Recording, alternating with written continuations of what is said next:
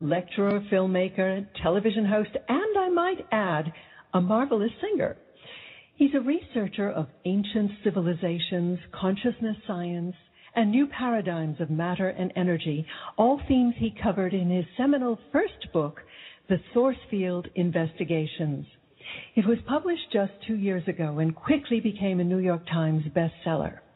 Now, he's expanded upon this information and put it into a rather surprising context in his new book, The Synchronicity Key, The Hidden Intelligence Guiding the Universe and You, which has just been released.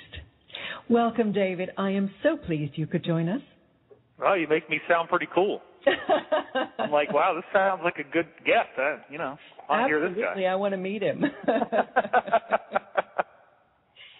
You have hardly anybody mentions that I'm a good singer, but that's true. I did a studio album called Wander Awakening, and it has I did it with this guy who won 9 Grammy Awards, named Larry Sire, who has worked with over 500 recording artists, and a lot of people don't even track that or realize that. It's not something that I've been promoting very much because there's a certain segment of people that don't like music that sounds like some of the best stuff that was written in the 70s. But that's kind of the genre that I went for. Uh-huh. And it actually came off very, very well. I feel like it's a whole spiritual journey about being a soul that was extraterrestrial and then have to come to Earth and play the human game for a while and go through pain and fear and misery and angst and all these things until you eventually reach a state of happiness once again. I'm very proud of it. I think that it sounds as good as any of the stuff that I like to listen to just in general. And hardly anybody knows that, so you obviously did your homework. Well,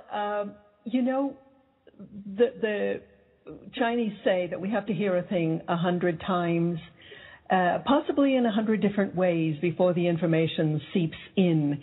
And whether it's poetry or films or the printed word or music, these are all ways of kind of penetrating our consciousness and expanding your message. So well done, David. Yeah, I've been working quite a bit on guitar for the last 2.5 years, and I've gotten to the point that I'm doing some pretty complicated fingerstyle stuff. And actually, I'm just realizing now I've got to stop working on the really technically elaborate pieces and learn more repertoire that's sort of like middle of the road in difficulty so that I'll have more things that I can play and sing along with. But that whole thing is going very well. So I am putting a lot of time into my music. When I did Wander Awakening, which is on my website, divinecosmos.com, it is there if people are curious about it. But when I did that, I wasn't really, I'd never played guitar, whereas now I can take a different approach and actually be able to do like solo music as I build this up. So that's a lot of fun. But we got things that most people want to hear about that are probably a lot more interesting to them than my music. So I'm happy to talk about that. Well, you have so many talents and clearly a prodigious intellect. What drew you into the rather esoteric fields of research that you've been focusing on? I would say that having a mother who was really into it had a big effect on me. I remember almost as early as I can recall that my mother had dream notebooks and was writing her dreams down, and that she had the Seth material by Jane Roberts, which was allegedly channeled, and she was very into a book called The Nature of Personal Reality that was like, I think, the third Seth book that was made, and it had really changed her outlook. She also read Carlos Castaneda books, like all the Carlos Castaneda books at the time, and she started to present me with some pretty psychedelic concepts that she heard about the Castaneda books. Like, I would say to her, for example, oh, look at that shadow on the road. It looks like there's an animal there if you look at it a certain way. And then my mother, and this is literally when I'm a little kid, said, what if that shadow is an animal actually in another reality? So this is the kind of thing that was very commonly happening. So I did not have, by any stretch of the imagination, a typical childhood. My mother had a very expansive intellect. She plays keyboards phenomenally well and can sing a complex vocal part over a very complex piano part. And so I grew up listening to her practice and develop this. And she also had music students, and that was her main source of income, especially after my parents divorced. She was either doing performing music or piano and voice teaching. So I grew up in a very musical family. My father wrote about rock and roll music, and actually I would go to rock concerts all the time, and because he was a journalist, we also got backstage passes. So I got to meet the gods of our world. I got to meet all the rock stars, and I was always this little kid with a backstage pass, and there was never any kids backstage other than me, and perhaps my brother if he came with us, and he usually did. So that also, I think, had some kind of an influence on me, because people are under a spell. They think that if somebody is a public figure or a celebrity, that means that they're different than us, or that they're better than us, or that they don't have flaws. And a lot of people want to lay projections on them that they're somehow divine or special. And I'll tell you, I've met hundreds of rock stars, and I'll tell you the same thing happens every time, which is they're utterly ordinary. Mm-hmm. Nothing special about them. And people don't realize that. So you were an iconoclast from an early age. I guess so. Shatter the idols. So how did you proceed? What kind of education did you get? What career did you see unfolding in front of you? Well, both of my parents obviously were highly intellectual. I would say both of them probably have an unusually high IQ. My grandfather on my father's side was an engineer who actually did work for the military-industrial complex doing bearings and lubrication engineering. So he designed some bearings that are standard issue on all helicopters, for example, that have saved many lives. They used to have a problem where the propellers were coming off from when they get strafed by machine gun fire, like in the Korean War. And my grandfather developed a casing around the axle to the propellers on the top of the helicopter, the blades, and that's now standard on every helicopter. It's probably saved untold thousands of lives.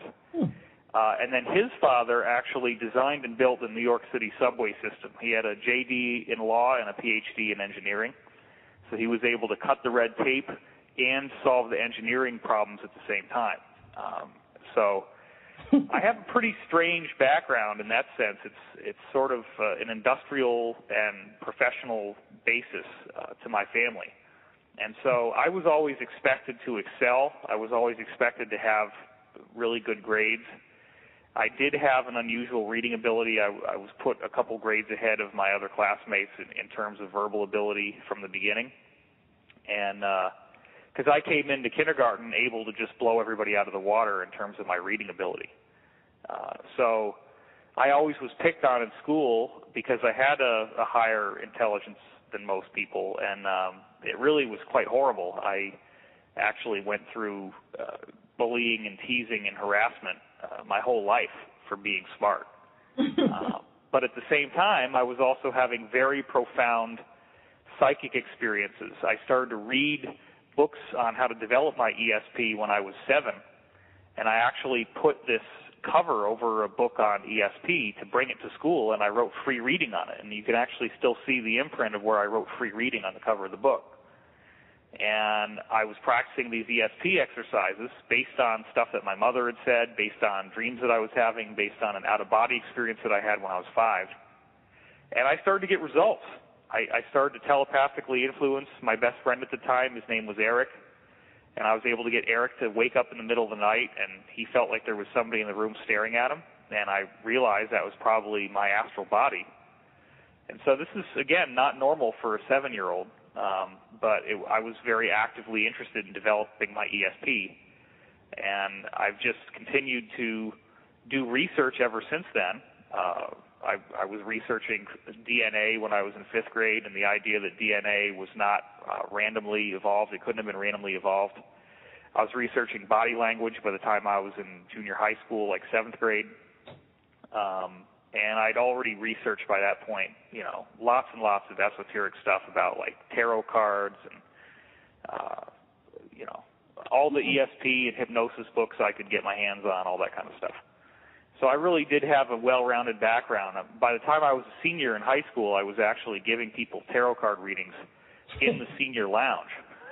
And with astonishing accuracy. I mean, people would sometimes just be completely blown away by it. And I was also, by the time I was, I guess, 15 or 16, maybe 16, I started to be able to do lucid dreaming. I'd gotten books on that. And so I guess you could kind of say, I mean, I shouldn't say this about myself, but others have said this about me, that I was like a psychic child prodigy, and I really was very advanced on this stuff. I've been researching this my whole life, so nothing really surprises me. People hit me with an esoteric story, and it's not gonna surprise me, no matter how far out it sounds. It's like I've probably had a similar experience. Well, one of the things I so liked about your book is that in addition to all the esoteric stuff, there is hard science. There is real live history. What your very kind of autodidactic background has prepared you for is the ability to see the bigger patterns in all of this and how they intertwine. Yeah, that's a good point. Remember I told you that my grandfather designed these, he has 80 different patents for bearings, and one of them is a life-saving thing on helicopters. Well, there was a very strange thing that would happen. We'd go over to their house when I was a little kid, and he always saw me as the one that he wanted to try to make like him.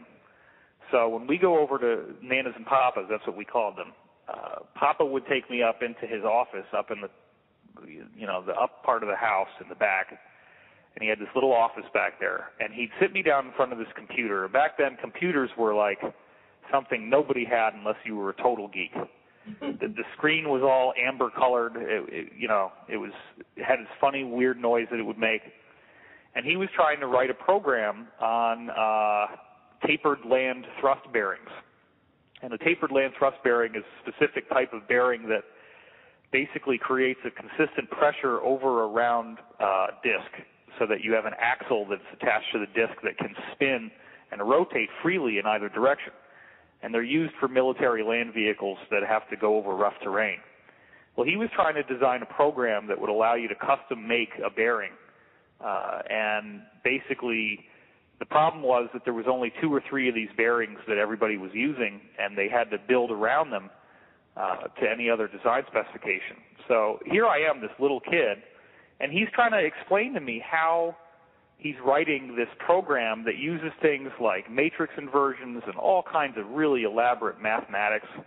And, basically what he was trying to do is write a program that could calculate the film thickness of oil and the viscosity of oil over an entire matrix area, which was the pad in the bearing. And he had to do lots of little points and sample each one for how much viscosity and film thickness and temperature. So I would be hearing him describe this to me, and what he was really doing was trying to solve the problem himself. Like there was one time when he couldn't compile the various modules of the program, and the whole thing came down to one semicolon that he'd made a mistake in. So what did that teach me? That was I think that was divinely ordained. I think there was some sort of higher guidance involved in this happening. Because I'd go in there, and I'd hear really complex stuff that was way beyond my ability to understand. And all I would do is I would be very relaxed. I wouldn't get nervous at all. And I'd just say, okay, I may only understand 5% of what he's saying. And over the years, it probably became more like 50%. But in the process, he enjoys talking about this. He's happy. And I'm actually learning, something. I'm following what he's trying to do, and I do want to help my grandfather write this program, because if he writes this program, he'd make tons and tons of money. Well, he died without ever being able to solve the problem. But in the process, I learned no matter how crazy and complicated and scary looking some kind of information is, just throw yourself in and figure out what you can. Mm-hmm. And I've done that with all the branches of science. Thanks to the internet, you can read anything you want without having to go to college. And I studied chemistry and physics and biology, and history probably was one of the more difficult ones to tackle. And I kind of held off on that. But in this book, I've demonstrated, a pretty encyclopedic history basis and showing that there's this very odd experience we're all having. It's like we're in the Matrix, the same. We could be having this conversation 2,160 years ago in a weird little grove in Rome somewhere. That's how bizarre this stuff is. We find out that not only is reincarnation real, and the same characters keep showing up from one incarnation to another, and they have the same face. And that, of course, causes you to have to rewrite the laws of DNA and genetics and biology. But then we're also seeing that apparently, and we've only identified a few cases so far, but we have seen world leaders who look exactly like their counterparts, exactly one age of the zodiac apart. They look the same, and they do the same things, and they're involved in the same political activities and the same military activities, exactly one age of the zodiac apart. It's like there's a hologram, and we're partly having free will, but we're also partly dancing to a script, and there's some weird interface between free will and destiny that's sculpting our lives much more than people would think. The number of people who've read this book are probably only a few thousand right now, but already it's having a sensational effect on how people think. It really changes everything. And I assume you've read it, right? I have read it. All 500 pages of it, thank you very much. Well, speaking of the book, let's get into it. It's called The Synchronicity Key, the hidden intelligence guiding the universe and you. So I think we could probably spend the next hour just on the tagline, but let's start with the title. What do you mean by synchronicity in the context of your book?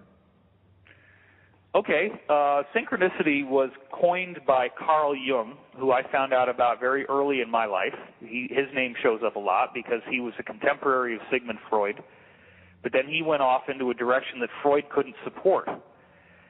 Jung's basic belief was that we have a collective unconscious, as he called it, and now, of course, that word is not in vogue. It's subconscious, because it is partially aware in your waking thoughts, and that there are ways to access it in your waking thoughts. But anyway, he called it a collective unconscious, and he had a near-death experience where he experienced clinical death. He had a cessation of heart rate, brainwave activity, and respiration. But in the process, he was still having contiguous thoughts in some sort of parallel reality that people all identify when they have a near-death experience. There's been lots of clinical studies of people having the same set of experiences when they go into the afterlife in a clinical death scenario, and then they get resuscitated.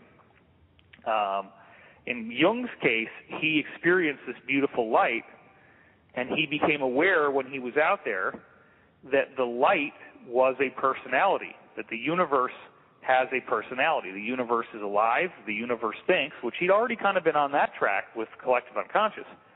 But then he has this NDE, and the light basically tells him, this is who we all are, and there's a series of personality archetypes. There's a series of characteristics that everybody has. So he then developed from this experience the idea that there are blueprints of consciousness that we pop into, and that the consciousness is trying to make us aware of itself, and it uses an experience called synchronicity to do that. And synchronicity, as Jung coined it, is a bizarre correspondence between two or more seemingly unrelated events. So, for example, I get numerical synchronicity all the time. I will see numbers on a clock. When I slept in late today, and I'm glad we were able to do the show because I got up right before the show started, but when I first got up, it was 11:11, and I just look at the clock and I start laughing because there it is again. I've even had cases where I was driving to a job that I had at Dutchess Community College. I was in the pit band for a play called Three Penny Opera.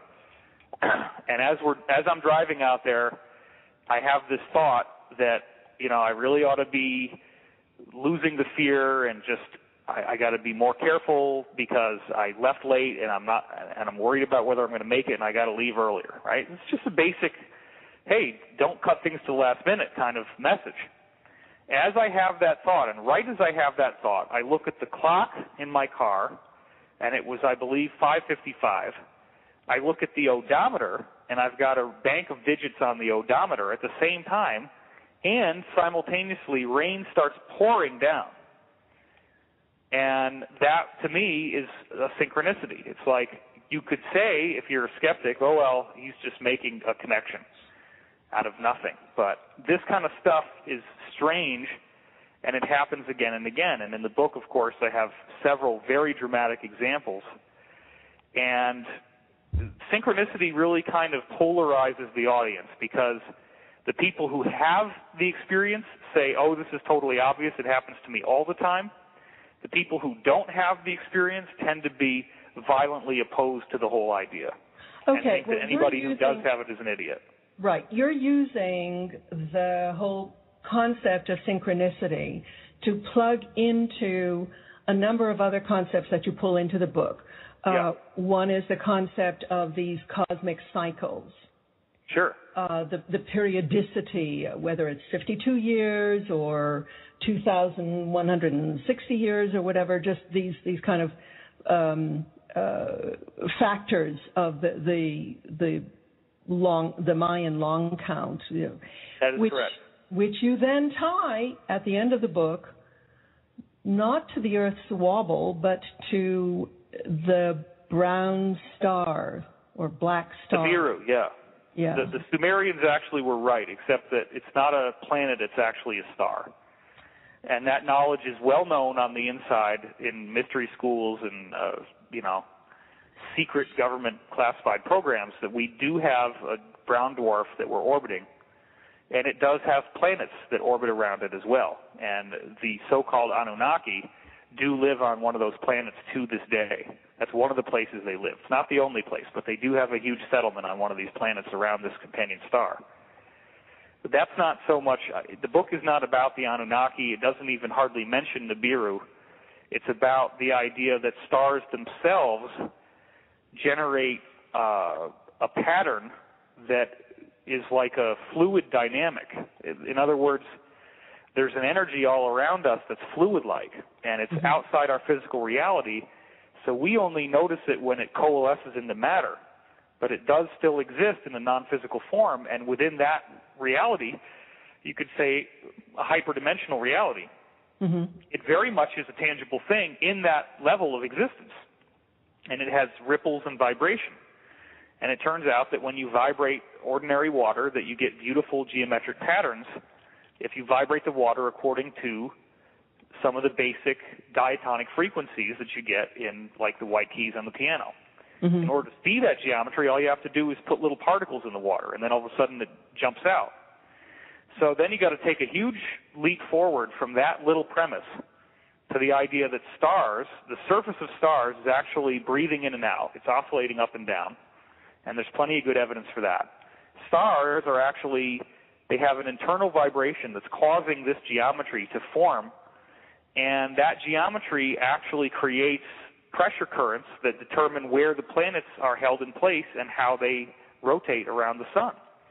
So all of the planetary orbits can be solved by taking certain basic geometric shapes called the Platonic solids and showing basic relationships of how they fit together.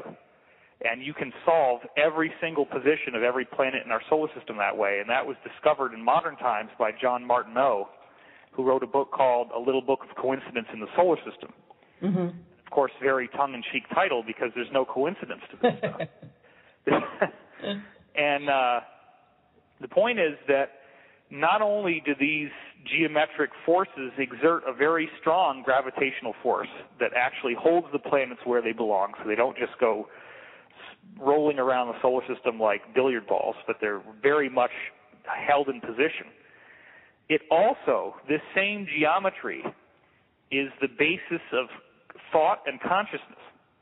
And so if you are, in this case, in a binary solar system and you're orbiting another star, that star has geometry that's just sort of hanging out in space, and as we orbit around that geometry, it's as if we're moving through different influences, similar to the idea that there was one place when I used to live in Rosendale, New York, on Route 32, and you drive past these caves.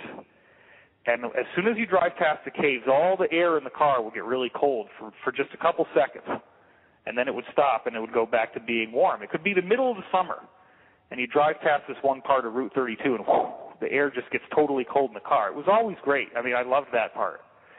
And this is kind of the same thing. It's like there are influences that we, instead of driving, we're just sort of floating through interstellar space, and we hit these regions, and the regions then have a very noticeable effect on how we think and how we feel. And if you really want to go down the rabbit hole a little bit deeper, this relates back to the idea that the geometries themselves are built of close-packed spheres. You can take smaller spheres of the same diameter and pack them together and build these shapes out of it. And then each of those spheres, as it turns out, just like the 6 edges of a snowflake, they're all going to have the same image. The spheres actually are living templates, and whatever happens in one timeline, in one sequence of one sphere, that same event will now be etched into the next sphere. So if you get a really powerful event that happens in one sphere, it could very much influence the next time around. The same thing happens because it's holographic. If you take a holographic plate and you take an image or a holographic picture, you cut that plate up into little pieces. Each piece will show an image of the entire hologram, not of just one part of it. In the same sense, as we orbit through this geometry, we're orbiting through smaller spheres that build the shape, and each sphere actually is the same sequence of events that gets etched into it as we create reality. So we have to keep going through these influences that we created before. I think it might be helpful for the listener to, if we went into the role of light in all of this. I found some of the experiments that you discussed totally mind-boggling, fascinating, amazing. Okay, cool. Yeah, nobody's asked me that before, so I'm happy to talk about that. Well, you know, you mentioned that Jung was focusing on the light as the kind of active element here. So yeah, I'm not sure if what I'm going to say is what you're looking for or not, but you had a couple of experiments, like the DNA acting as an antenna, the laser light. Okay, that is what I thought you were asking me. Okay. Yeah. That's good. That's a kind of interesting technical subject that I haven't actually talked about yet in anything that people have been hearing. You got to go back to a basic core principle, which is very esoteric for most people. And the idea is that there's only one identity in the entire cosmos. And you are that identity, and you're asleep. You're having amnesia. The human experience is like this core identity that you are. It's still in there, in you somewhere. And if you really dig deep enough, you can find it, and you can become that identity. But most people have to go through multiple lifetimes to just peel away the layers little by little to more and more remember that you are, in fact, the creator of the universe, and we all are. There's nothing else there. And if you can vibe with that concept, then that means that everything in the universe is created as a thought of this one infinite creator, that thoughts built reality, and that's all there is. So that is very bizarre, too, because the connection between thoughts and matter seems to be pretty tenuous to most people. But the idea here is that, in fact, physical matter is not made of particles. It's made of energy, and the same vibratory stuff I was talking about with geometry, I show in the book very clearly that there is a geometric basis to physical matter, that atoms and molecules are actually nothing more than resonance patterns of this fluid-like energy, which actually is the energy of thought. So in order to really explain this and not sound like I'm just concocting things out of thin air, I draw heavily on a series of books that I read in 1996 is when it started, called The Law of One. And I had already, obviously by that point, been a serious science geek. I'd been doing it for many years. I had tons of research under my belt. And especially since I started to go to college and I had my meals paid for and I was living on campus, I had lots of time to devote to esoteric study. And so in that course of learning all these things, I read about 300 books just in college. I got out, and then I read Law of One, and here I thought I'd made all these discoveries, and maybe I would write books about them someday, and then the Law of One comes along and just blew me out of the water. It was way more advanced than what I'd read so far, but there were already all these things in there that I could prove through research that didn't occur when the books were originally written in 1981 through 83. And these books apparently were written by an extraterrestrial consciousness through a woman who was unconscious and was not aware of the words that she was speaking, and then was being interviewed by a physics professor named Dr. Don Elkins. And it seems like for most people who are still in the matrix, if you will, a very unlikely premise that anything of value would come out of that. But, of course, there's a pedigree with Edgar Cayce in his background, sure, where he did 14,000 medical readings and was able to accurately diagnose somebody's problems without any front-loading. He could just get their name and address and then tell you everything that was wrong with them. And this was also in his sleep. Yeah. Yeah. And so the Law of One, you know, Edgar Cayce fanatics probably don't like it when I say this, but I feel like the Law of One is a significant improvement over the Cayce readings. The Cayce readings kind of ramble, and they're difficult to understand. The sentence structure can go on and on and on, whereas the Law of One is very precise. There's not a single wasted word. And they have to manipulate language in order to express concepts that we don't even have the language to represent. In fact, actually, this morning I had a dream in which the whole concept of past, present, and future is a linguistic constraint that doesn't accurately reflect the nature of reality. Any experience that we're having is an experience that happened before on another one of these wheels of time, and the wheel just rolls back to the same place again. And so you can't ever be sure if anything that's happening to you is unique or if it's a repetition of something else. And I believe that the core of what you wanted me to get to is the model of the universe that the Law of One talked about, which is that the universe is built of light. And they specifically, this is where it gets really strange, they specifically say light love. And they explain that these are two aspects of universal energy. So it was a major breakthrough for me to figure out what the heck they're talking about. Because even when I wrote the previous volume that has over 1,000 academic references and basically proves that the Law of One model is correct with redundant evidence, what I did not have was the understanding of why they say light love. So to make it really short, light is photons. Love is a tunnel that photons travel through. Mm-hmm. And when you have a thought, you create a tunnel that photons can travel through. So if you think about a person, you automatically create a tunnel between yourself and them. And then, as is the nature of consciousness, it's automatic that as soon as that tunnel is created, photons will start flowing back and forth between the two of you. And that actually also is the way that matter is created. Matter as a vibration, the geometries that I was talking about, are basically light flowing through these tunnels in certain geometric patterns. And that's all stuff that's going to be in the sequel to this book, because in this book I didn't really get too technical in terms of the physics of how this works. But I did get into the light-love principle, and the reason why I got into that is it's a major paradigm shift when you find out that oil and pharmaceuticals are the two biggest money makers on earth, and the business is in keeping us sick, not in making us well. Because if we're well, there's no money to be made. And we have been denied one of the most intrinsic things we need to know to stay healthy, which is that your DNA is a photon storehouse. Each DNA molecule is like a little fiber optic cable that's holding an average of 1,000 photons per DNA molecule, and they're in there. If they weren't in there, you'd be dead. And when you start to get sick, certain parts of your body, your tissues, will dim out, and you will lose the luminosity. The photons actually disappear. Now, what is so crazy is that somebody can think thoughts about you, especially if they're being violent or aggressive, if they're trying to shame you, if they're trying to make you feel bad, if they try to trigger your temper, and you go into a fighting scenario with that person or a scenario where you crumble.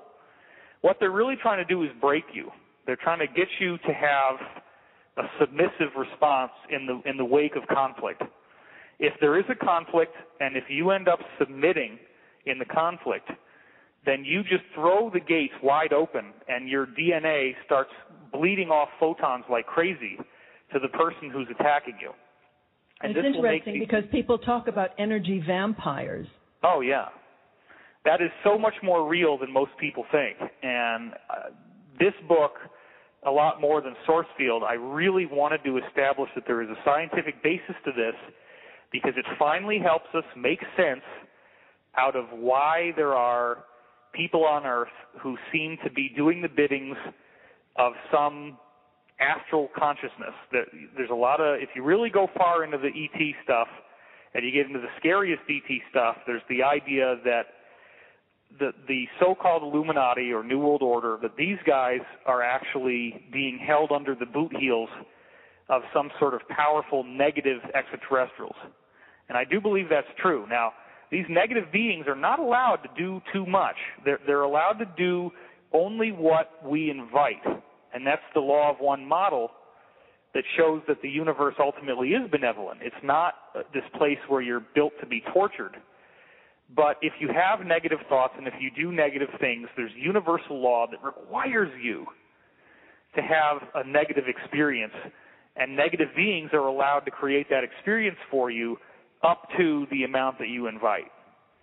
So on a planetary level, what we're actually seeing is that wars are allowed to happen, but only up to the level of what we invite. Atrocities are allowed to happen, but only up to the level of what our negativity has created. So people who die in war may have killed someone in war in another lifetime. And there is a whole basis to this that takes a really advanced knowledge to be able to appreciate it. This is one of those things that really incites controversy. People do not like the idea that there is a creator out there that holds you precisely accountable for what you do. They would like to think that you get to squeeze out without having to be accountable for your actions. It's not true. I've learned as a result of running a very high spiritual path, or what I try to have is a very high spiritual path, you don't get away with anything. You're accountable for every jot and tittle of what you do to others. There is no forgiveness, ultimately, because you have to work off what you did, and that is forgiveness. Forgiveness is bringing your balance up to an equilibrium again. And you have to be, the human experience is an experience where we get to create thoughts, and if our thoughts are loving, then everything's fine, and we have success, and we have prosperity, and we have joy. And if we create anger and hatred, and we start absorbing other people's energy using this method that most people don't even realize exists, but believe me, people who are negative, they do profit from stealing others' energy. They just don't know why it makes them feel good. You know, when we do that, you are going to have all that stuff done back to you. I would really love for you to just describe one or two of those experiments with light, with laser light. Okay. Some of the basic ones would be that Dr. Peter Garyaev, a Russian scientist, takes a piece of DNA, puts it in a little room, and then shines a laser into the room. Now, we would normally expect that the laser light would be evenly distributed throughout the room, or fairly evenly distributed. But instead, what happened, and he was able to confirm this with microscopes, is that the DNA actually absorbed the light. And I should point out that I have whole episodes on my Gaiam TV show where I talk about this. And if you go to Wisdom Teachings That's the website that gets you to my television show. This is something that takes a lot of time to explain well, and I do it in several episodes of that show. But anyway, here's the really weird part. Not only is DNA seeming to have some gravitational attraction to light, because light is not able to be influenced by any forces except gravity, and when you go near a black hole, of course, it will vector in light to itself. That doesn't happen in other types of energy fields like electromagnetism. So there seems to be a microgravitational effect going on inside DNA that allows it to absorb light that way, and that's how our DNA is getting the photons. But then the really crazy part is that you take the DNA out of the room. You remove the DNA, and the light you would think would stay inside the DNA, but it doesn't. The light stays where the DNA had been, and now you have nothing. By any conventional definition, there is nothing there. There's no DNA, and yet there is a force field that holds the light in position where the DNA was, and it will continue to do so, and it does so for an astonishingly long time. He was able to take liquid nitrogen and blast this little phantom, and the photons would escape, but then within 5 to 8 minutes, new photons would return, and the thing would reappear. And he was able to continue doing that and have new photons reappear for an entire 30 days after the DNA was removed. And that, to me, is so groundbreaking in scope and importance, and that's why in the new book I start almost right from the beginning talking about it. Well, this kind of explains the energetic imprint left by traumatic events, ghosts even, or haunted houses where people feel cold spots and so on. You're absolutely right. And it's also what I was talking about. If you view time as a wheel, all we have to do is figure out how long the wheels are. And then if there's a traumatic event that happens in one wheel, and then the wheel turns again, we're in the future. I mean, don't get me wrong. Past, present, and future do exist in one sense. But if something really bad happens in a previous wheel, it's going to happen again in the next one, because it leaves a residue. It leaves a blueprint, just like you were saying. Mm-hmm. So that does very much relate to the cycles of history. Some of this stuff is archetypes, and it's like a universal mind, but some of it is the result of things that simply happened before, and when the cycle comes around again, those influences, we have to work off the trauma, and they will repeat. But what astonishes me is how precisely it works and how many examples there are. I mean, the whole second half of my book, 250 pages, I don't know how the heck skeptics are going to handle this, because you cannot fight the data. The data is overwhelmingly intricate and perfect. There's no denying it. It's a scientific fact that history is repeating itself. Mm-hmm. And instead of trying to tear it down, because believe me, I was aware of this since 1999, and so I meditated on this concept for 14 years before I wrote a book about it. I've had a lot of time to think about this and try to nullify the hypothesis and see if there's any way that maybe somehow this is not really happening. And my conclusion is it's absolutely real, and it's something that we really need to understand. Well, you use Joseph Campbell's archetypes of the hero's journey, and I'm wondering whether you think that people, say, take on the role of nemesis in order to provide a foil for the evolution of the rest of us, or are they just plain evil?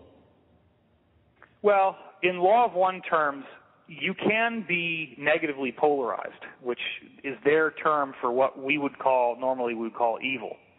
There are negatively polarized beings. And if you really, really negatively polarize, you actually have the opportunity to reach the next level of reality as a negative being. But in Law of One terms, you have to be 95% negative, and the only way that you could actually even try to get that far is you'd have to be literally a mass murderer. You'd have to be personally responsible for the torture, suffering, and death of large numbers of people. That's the only way you can polarize up to 95%. So like Genghis Khan is an example of somebody who actually graduated as a negative being from our planet. But the beings in those realities are so negative that apparently, in Law of One terms, Genghis Khan is only a shipping clerk. Like, he has a fairly low-level position in this pecking order of negative beings out there. So reminds me of that movie Despicable Me. Oh well. But at the end of the cycle of evolution, and well before the end of the cycle of universal evolution, every soul is a reflection, like from a prism or a mirror disco ball. We're all reflections of the one single beam, the one single luminosity. And negative beings are not allowed to stay negative if they don't eventually go positive in what would be considered sixth density, the very beginning of sixth density. And there's only 7 densities before you go back to universal oneness. Mm. And those correspond to the 7 chakras. If they don't polarize positive by the beginning of sixth density, and those are only the really strong ones too. I mean, a lot of them can't make it that far. But if you don't go positive by then, you simply cease to exist. Your soul literally disintegrates back into pure light. Because by that point, you've so forgotten who you are that your soul is essentially recycled as energy. Now, tell me, we came to the end of the Mayan long count last December. Do you think that we have begun a new golden age? Absolutely. I think that there are hallmarks that have not yet become totally obvious that will be more obvious as time goes on. The Mayan calendar end date didn't have any overt events that occurred right around it, but now, 6 months later, NSA disclosures and surveillance is painting a very different picture. There's a huge amount of I told you so that we can claim as people who are aware of what's been going on, where the average people who were in the Matrix, or muggles to use the Harry Potter word, right, they were not aware of this. And they were laughing at people who thought this was true and calling us tinfoil hat nuts and conspiracy theories. And now it turns out, wait a minute, they were right all along. And what people have not yet seen on any widespread level is that there is an international alliance that has been working very diligently to defeat the global bad guy, the global nemesis. Because there is a global nemesis, and that's a very important stage of spiritual awakening that everybody has to reach. Now, it is scary to read about this stuff and hear about it. There's videos that are scary. There's radio shows that are scary. There's books and websites that are scary. I try not to scare people, but I do say, like, look, just in the same way that you could be living in a town and there's this one wild, raving fundamentalist, and if you happen to bump into that fundamentalist, you're going to get the whole spiel. Oh, there they are again. Oh, my God, let me see if I can go somewhere else. Well, there's a different type of fundamentalist religion than what most people are aware of, and it happens to be based on Lucifer. And it just so happens that the people who have a fundamentalist Lucifer religion are the most powerful people on earth. And they don't ever usually come out in the open. Only mid-level people actually participate in an election to be king or president or anything like that. The people who are really behind all this stuff, they don't go out in the open. They're the ones that have their hands on the levers of the production and distribution of money.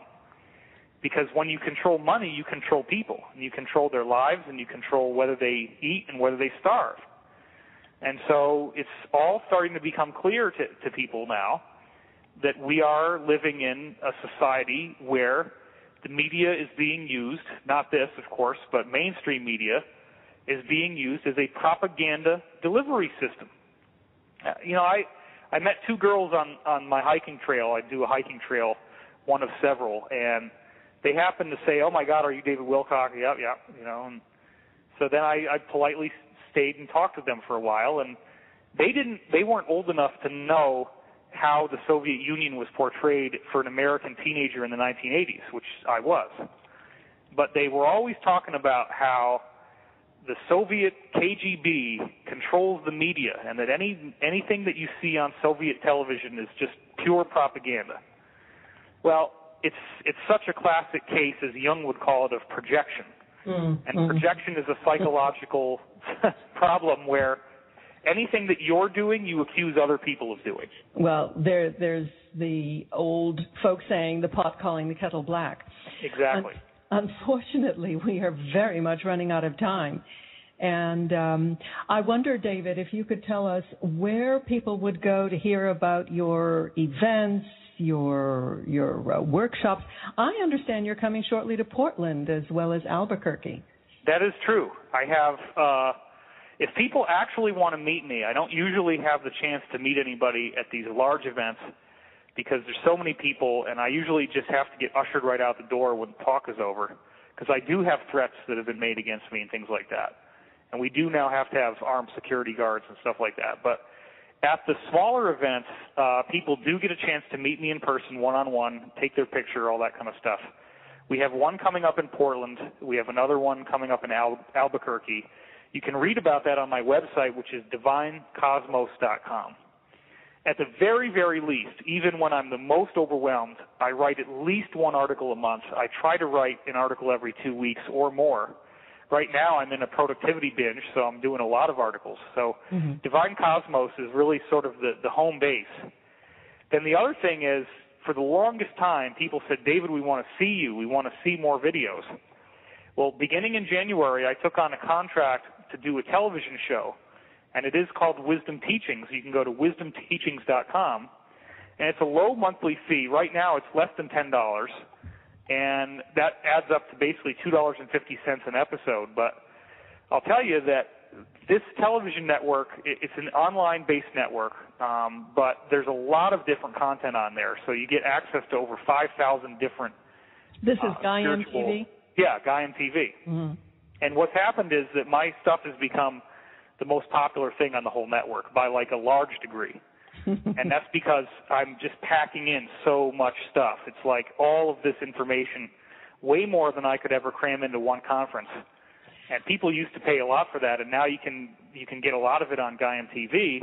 Of course, it doesn't change the value of doing a weekend where you get to meet me in person and meet all these other like-minded folks. But right, so that but it's a lot more accessible now.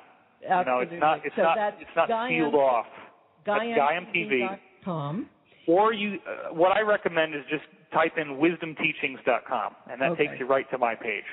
Very good. And then, of course, the book is called The Synchronicity Key, and we've only really scratched the surface, but you can't. It's such a complex subject, it would take a long time to really get into it. But the point is that this is a book that has a narrative. It's not just science. It's actually a story, and people say it reads like a great thriller.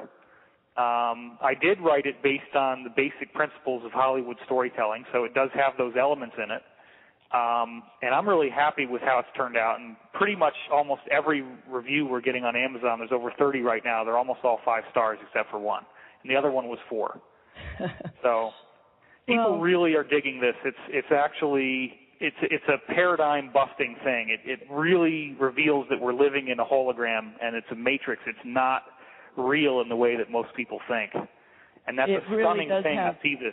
Absolutely. It really does have something for everybody, from conspiracy theorists to scientific nerds to sacred geometry buffs, etc. Well, and I also packed a lot of wisdom in it. So there's a lot of really good soul nourishment in this book as well. That's very important.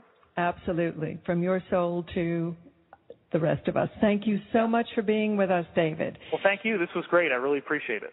David